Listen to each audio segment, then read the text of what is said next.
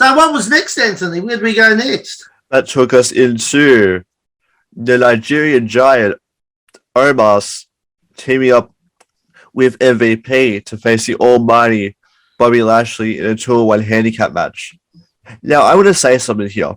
Yes. The promo package was the highlight of the match. Yeah. The rap that MVP did was amazing. Yeah. Absolutely amazing. I've got that written down. MVP, brilliant rap song. But he'd been working on that for ages because I follow him on Facebook and he's been putting stuff up where he's been in the studio doing it. But I loved it. I thought that was absolutely brilliant. Yep, I agree 100%. Yeah. And Anthony, you're right. The package, I mean, you always knew that if Lashley was going to lose, MVP would take the pin so that way they don't kill Omos. Yeah. So you knew that was going to happen, and that's what happened. And that's what should happen. And it should, because he's putting the guys over now. He's at that stage, where the oldies start putting the youngies over. And as he said, with the mind like Bobby Heenan. So that just says it all in his rap when he mentioned Bobby Heenan. Yeah. Bobby was there to put the guys over. He'd take the pin. He'd get the loss. He'd dress up in the weasel suit. So that's exactly what MVP is doing, which I love. It's great. I'm actually a really big fan of MVP. Yeah. He's brilliant on the stick. He can work. I mean, he's always been a good worker. But guiding someone like an Omos or whatever, even with, getting Bobby Lashley, the Hurt Business before that, I actually really like what he's doing. I think he's good. I think he's great for the business. I think he's your next Paul Heyman when Paul Heyman decides to move on. Yeah, very much so. Yeah, probably better because he can do a little bit more in ring than Paul. Oh yeah, he can. Yeah, well, I mean, he can work. I mean, that's right. No question, you can put him in any match. And he's got back from that meniscus, so he's pretty much right now. The knee's good and he's fit again. I've been watching a lot of his training and rehab, and he's very good. But I didn't think a lot of the match itself. It's hard. I mean, it's hard. It's 2-on-1, makes it hard. It's a difficult match to pull off. Yeah. The Omos, he's a bit like Andre, a little bit. People are going to just slap me in the head here what I'm saying right now. But what I mean by Andre is that all giants look clumsy. Yeah. They have that. They're not. How can I say? They're a bit unco. Yeah. Well, this is where I'll say quickly. The Undertaker and Kane were the exceptions of big guys that could move like guys of normal size. Yeah. But most big guys move like Omos, and I think we've been we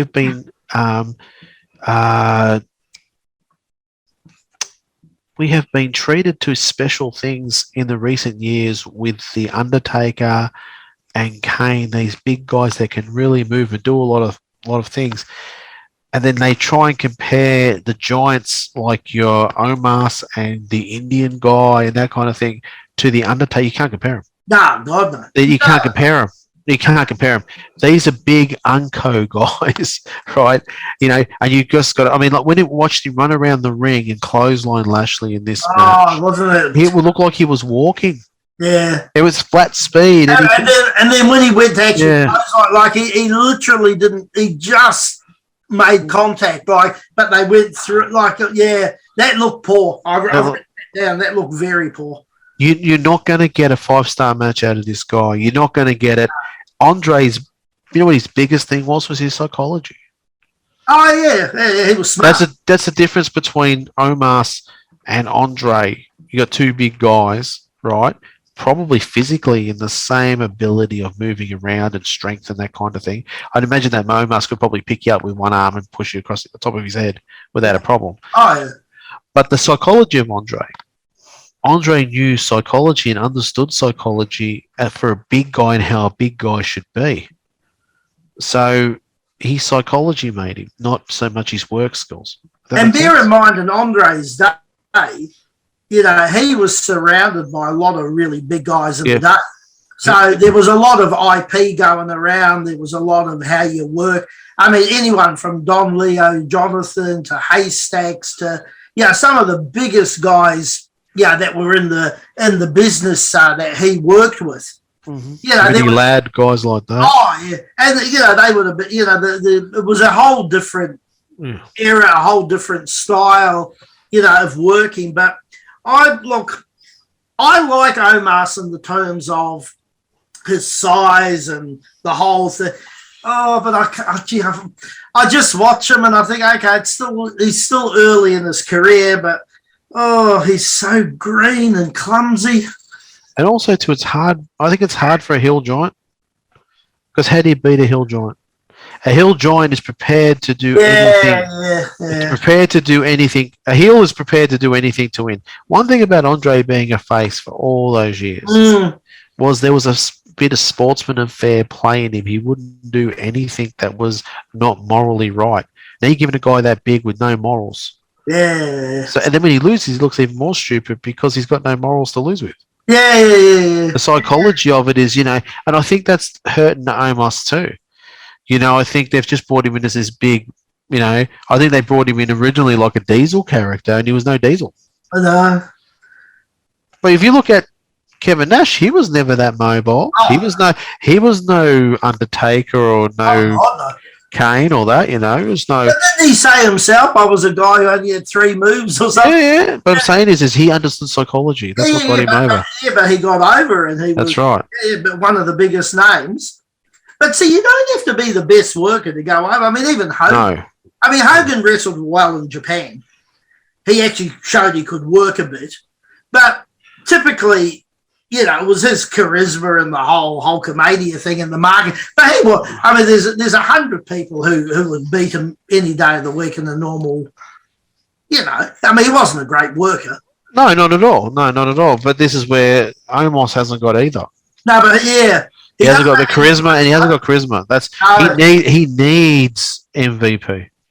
Oh, big time. He needs him. I think actually he's improved being with MVP. The way he's talking. Just the way, yeah. Even if you notice the start of the match, MVP gets in, I'm going to take Bobby Lashley, does that whole da-da-da-da-da, and then tags Omos in because he had no thing of starting the match anyway. Yeah. But you saw a couple of times, if you really were watching, how MVP was actually directing them. Yeah. They'd be looking at each other, or there'd be a nod, or there'd be something like he was. And yeah, you're right. That's exactly what he needs. I don't know what they're doing with this whole Cedric Alexander thing. Keep coming in to interfere, and now he's sort of friendly with Lashley. But no, I don't know. Yeah, I don't know. Well, that might fizzle out. I don't know. Or they might give him an opportunity somewhere else. Maybe the New Day's looking for another member. I don't know. Well, maybe. There's only 2 of them now. They might need, number 3. Yeah, maybe, but I don't think he's coming back.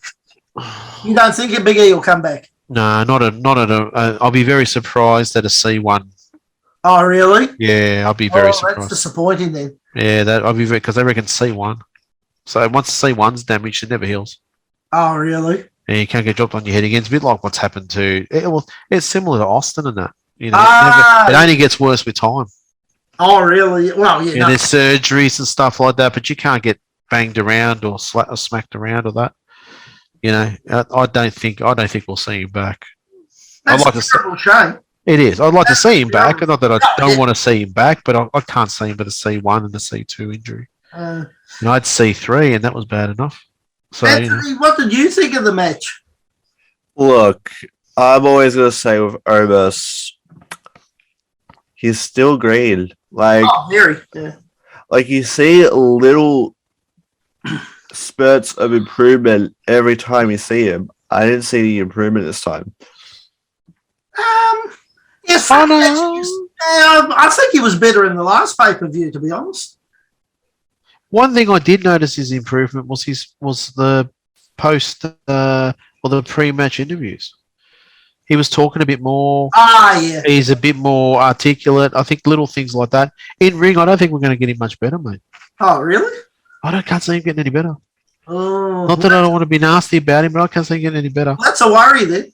I mean, even his splashes in the corner look terrible. Oh, yeah. He should just Andre it, mate. Grab the rapes and stick his ass in the guy's sternum. Yeah, but he's not. He doesn't have the girth like. But still, he can still do a little bit. No, I don't know. Ernie Ladd didn't have the girth. He looks a lot like Ernie Ladd. Yeah. He's not as dark. Ernie Ladd was not that dark, but Ernie Ladd was a similar physique, height-wise. Yeah, actually, You know, right. Ernie Ladd was great. Ernie Ladd could come off the ropes and hit people with elbows and stuff.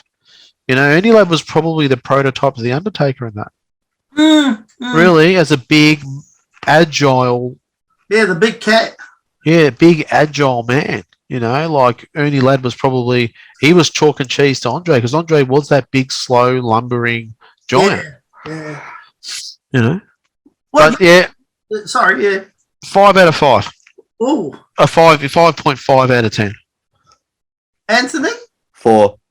Yeah, I went 5. Okay. Okay. We're all pretty close. Yeah. Pretty close.